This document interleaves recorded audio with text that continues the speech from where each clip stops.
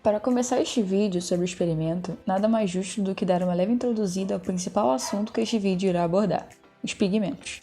Um pigmento é um material que muda a cor da luz transmitida ou refletida como resultado de uma absorção seletiva num dado comprimento de onda. Em biologia, pigmentos são os compostos químicos responsáveis pelas cores de plantas, animais, quase todos os tipos de células, como as da pele, olhos, cabelo e entre outros. Os pigmentos aparentam as cores porque eles refletem e absorvem seletivamente certos comprimentos de onda da luz. A luz branca é aproximadamente uma mistura idêntica de todo o espectro da luz visível, com uma gama de comprimentos de onda entre 380 e 400 nanômetros a 760 e 780 nanômetros. Quando esta luz encontra um pigmento, parte do espectro é absorvida pelas ligações químicas dos sistemas conjugados e outros componentes do pigmento. Alguns comprimentos de onda ou parte do espectro são refletidos ou dispersos. Vamos falar, por exemplo, do pigmento mais comum de se encontrar nas plantas, a clorofila, que faz as plantas possuírem esta cor verde. A intensa cor esverdeada da clorofila se deve às suas fortes absorções das regiões azuis e vermelhas do espectro eletromagnético, e por causa dessas absorções à luz, que ela reflete e emite a cor verde. Ela consegue canalizar a energia da luz solar em energia química através do processo de fotossíntese. Neste processo, a energia absorvida pela clorofila transforma dióxido de carbono e água em carboidratos e oxigênio. Porém, assim como a clorofila dá essa cor verde às plantas, vemos na natureza que nem todas as plantas são apenas verdes, e sim possuem outras cores, tudo graças aos pigmentos que podem ser de cores variadas. Para esse experimento, foram necessários cadinho com pichilo, Becker, acetona PA, álcool etílico PA, placas de Petri, placa de aquecimento, papel de filtro, tesoura e folhas de Tradescantia spatácea. Primeiramente, as folhas foram cortadas com o auxílio da tesoura e depois elas foram maceradas no cadinho com o pichilo. Após isso, foi colocado 12,5 ml de acetona e brevemente aquecida para potencializar a extração. O papel de filtro foi cortado em formato quadrado com cerca de 20 por 4 cm. Com isso, várias camadas do extrato dos pigmentos foram passadas na origem do cromatograma e em seguida o papel foi levemente ventilado para secagem. Também foi colocado álcool etílico em um becker cromatográfico. A tira de papel filtro foi fixada e introduzida no interior do becker até encostar no solvente, mas sem mergulhar a origem.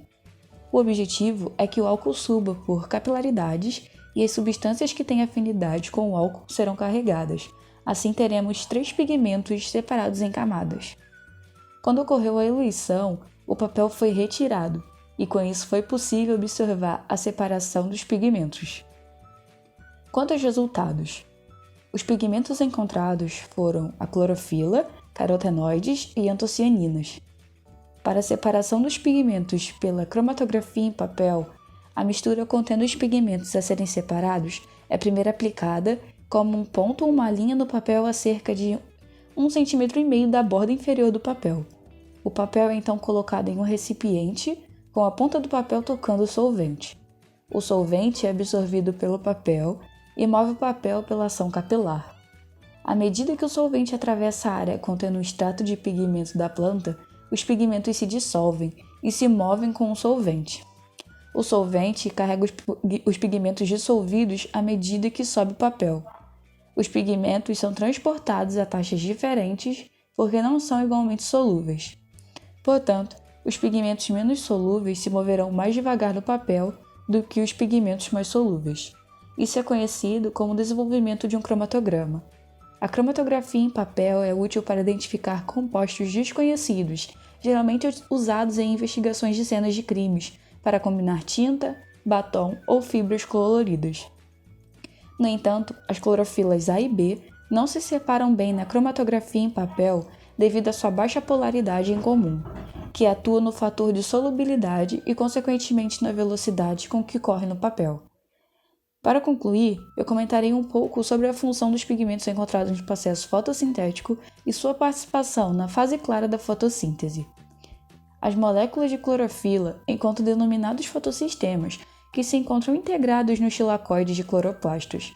A maioria das moléculas de clorofila absorve luz e transmite energia luminosa através de um fenômeno designado por transferência de energia por ressonância. Há um par de moléculas de clorofila específico que se encontram no centro reacional dos fotossistemas. Os fotossistemas 1 e 2 possuem centros reacionais distintos, denominados P680 e P700, de acordo com o comprimento da onda, em nanômetros, correspondente ao seu pico máximo de absorção. A energia transferida para as moléculas de clorofila pertencentes ao centro reacional é usada no processo de separação de carga, que consiste na transferência de um elétron da clorofila para uma cadeia de transporte eletrônico. A clorofila do centro reacional P680, oxidada à forma P680+, é reduzida como um elétron proveniente da oxidação da água, o de oxigênio e o hidrogênio molecular. O fotossistema 1 trabalha em conjunto com o fotossistema 2. O centro oxidado, a P700+, é eventualmente reduzido com elétrons provenientes do fotossistema 2. Em determinadas condições, a fonte de elétrons para a redução do P700+, pode variar. O fluxo de elétrons produzido pelos pigmentos de clorofila é usado para transportar íons H+, através das membranas dos tilacoides, causando um potencial quimiosmótico, usado principalmente na produção de ATP. Os elétrons são eventualmente usados na redução de NADP+, e NADPH. Os carotenoides são importantes pigmentos lipossolúveis responsáveis pelas cores laranja, amarela e vermelha presentes em bactérias, algas, fungos e vegetais. Os organismos fotossintetizantes participam como coadjuvantes no processo de fotossíntese e ajudam a proteger contra os possíveis danos causados pela luz. E por fim, as antocianinas. As antocianinas são pigmentos vegetais responsáveis por uma grande variedade de cores observadas em flores, frutos, algumas folhas, caules e raízes de plantas, que podem variar do vermelho vivo ao violeta e azul. Entre as muitas funções que possuem está a atração de polinizadores de sementes, proteção contra danos provocados pela luz UV na folha, atuando como filtro e melhorando e regulando a fotossíntese. As antocianinas apresentam grande importância na dieta humana, podendo ser considerada como uma importante aliada na prevenção ou retardamento de doenças cardiovasculares, do câncer e doenças neurodegenerativas, devido ao seu poder antioxidante, atuando contra os radicais livres, apresentando propriedades farmacológicas, sendo utilizada assim para fins terapêuticos.